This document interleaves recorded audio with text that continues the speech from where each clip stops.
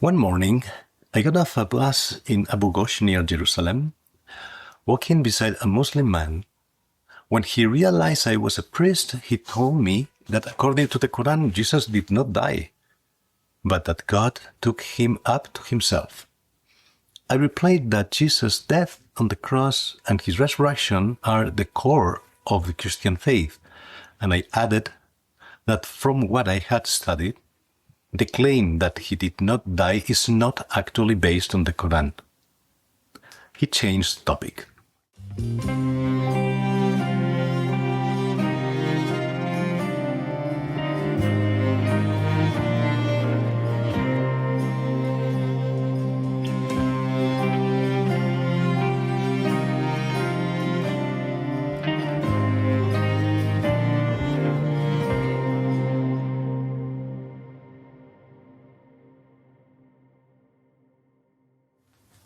This was not an isolated anecdote. It reflects a widespread conviction among Muslims that Jesus neither died nor was crucified. We will see that this belief rests on weak foundations. But first, let me outline 3 problems with it.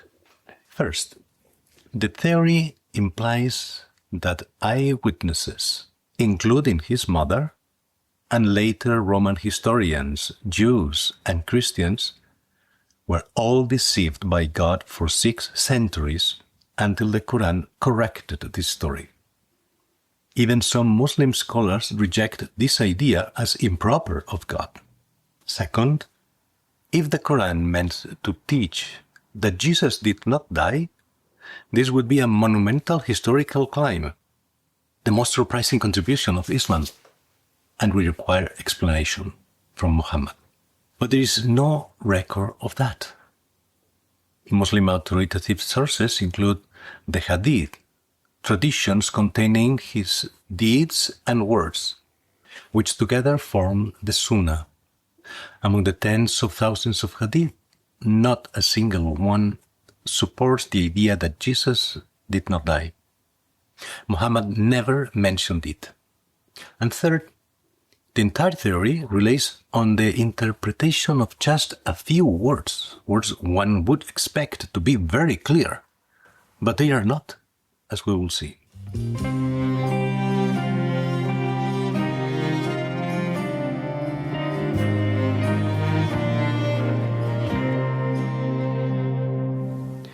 But first, we should ask, is this denial an essential part of the Islamic faith? Many devout Muslims neither adopt this theory nor even think about it, which already shows it is not part of Muslim life or practice. And there are Muslim scholars that didn't agree with it, so there is no theological problem either.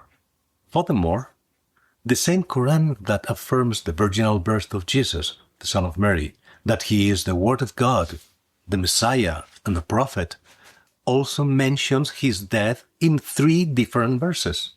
So denying his death is a peculiar interpretation of the Quran, not a core Islamic belief.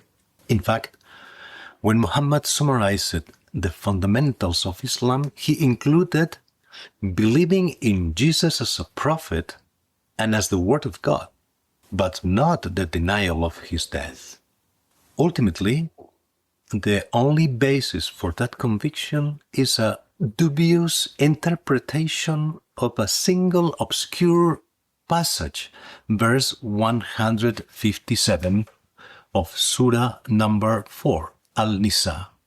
This interpretation later drew on legends of uncertain origin that describe someone miraculously receiving the likeness of Jesus and being crucified in his place.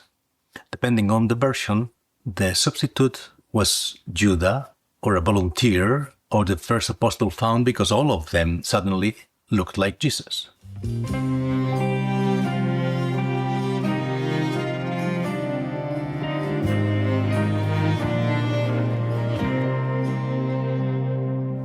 Let's read the Quran for 157. In a passage accusing certain Jews of several sins, the controversial verse adds the sin of boasting. The first half says, "And for their saying, we killed the Messiah, Jesus, son of Mary, the apostle of God. Though they did not kill him, nor did they crucify him, but it was doubtful for them." This is not a debate about the crucifixion itself, but a rebuke of arrogance for their saying, followed by a denial of their boast and a statement about their uncertainty. I want to highlight 2 points. First, the verse uses active verbs. They did not kill him, nor did they crucify him. Only the passive form, "he was not killed," would deny Jesus' death, but the text doesn't use the passive voice. Second, the phrase "it was doubtful for them" has sometimes been interpreted as "he was made to appear like him," which gave rise to the substitution legends. But this is incorrect. The Arabic verb shubbiha belongs to the second verbal form and means to be doubtful or to be morally dubious. It is rare, appears nowhere else in the Quran, but we find it in a few hadith. For example, "Whoever forsakes what is doubtful for him lest he may commit a sin will definitely avoid what is clearly illegal." What is doubtful corresponds to shubbiha. The confusion comes from the fact that the same root in a different conjugation, the first one, means to be similar. Because that form is more common, some readers mistakenly import its meaning here. Once this technical point is clarified, the substitution legends collapse. Returning to 4:157, the verse continues, "Indeed, those who differ concerning it are surely in doubt about it. They do not have any knowledge of that beyond following conjectures, and they did not kill him with certainty." The Quranic elusive style makes it hard to identify the who of those who differ and the nature of the doubts. But another early Islamic text can help: the Sirat Rasulullah, Life of the Apostle of Allah, the first biography of Muhammad, and the third authoritative text of Islam. This text mentions ancient debates between Jews and Christians about the responsibility for Jesus' crucifixion. Debates also found among church fathers and in the Talmud. The second part of verse 157 likely alludes to these controversies and concludes that only God knows the full truth. Finally, notice the last words, "and they did not kill him with certainty." This corresponds to the Arabic وَمَا قَتَلَهُ يَقِينًا, which ends with yaqinan, certainty. Some translations incorrectly rearrange the words to say, "and certainly they did not kill him," making it a stronger denial. But since classical Arabic has no punctuation, word order determines meaning, and moving yaqinan changed the sentence.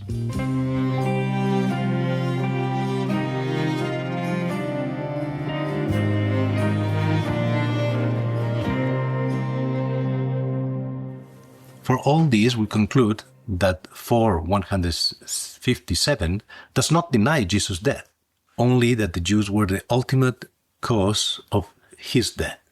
But then who killed him? According to the Quran, the real cause was God's decree.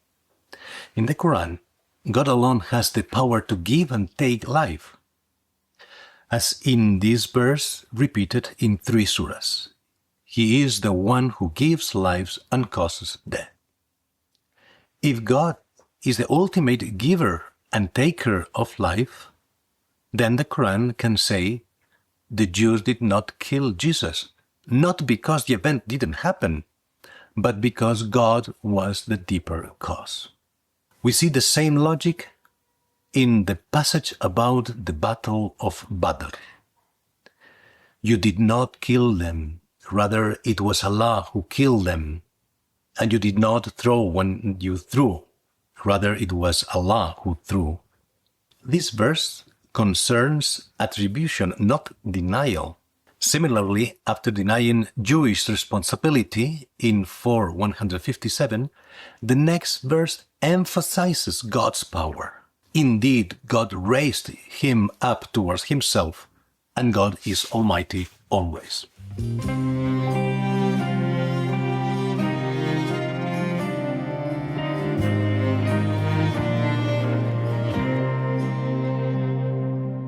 To strengthen this point, consider these three other Quranic verses that explicitly mention Jesus' death. In verse 1933, Jesus says, "Peace be upon me, the day I was born, the day I die, and the day I am raised alive." That formula, birth, death, resurrection, is exactly the same applied to John the Baptist earlier in the same chapter, and his death is not denied. In verse 3:55, God tells Jesus, "I will cause you to die and raise you to myself." And in verse 5:117, Jesus, speaking to God in the afterlife, says, "When you caused me to die, you were the witness over them." To claim these verses refer to an ascent without death requires forcing the text to say the opposite of its natural meaning.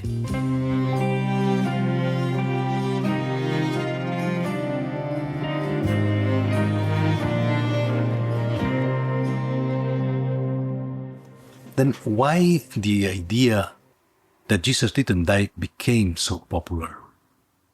Surprisingly, one of the earliest sources was a Christian author, St. John of Damascus, who used this interpretation to discredit the Quran. Muslim scholars, responding to polemics, defended the reading, and over time it became common in popular teaching, often embellished with legends. What began as a polemic argument eventually grew into a widely accepted belief, even though it is not grounded in the Quran or in authoritative Muslim traditions.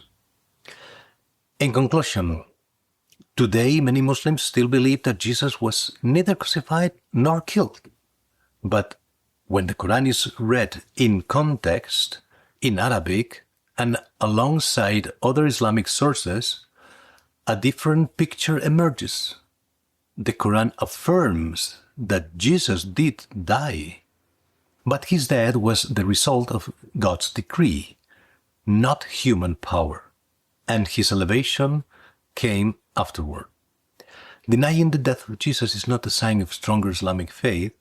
On the contrary, it means denying what the Quran actually says. Affirming the death and resurrection of Jesus is fully compatible with believing in him as a prophet, and the God's victory in raising Jesus from death is greater than simply sparing him from it.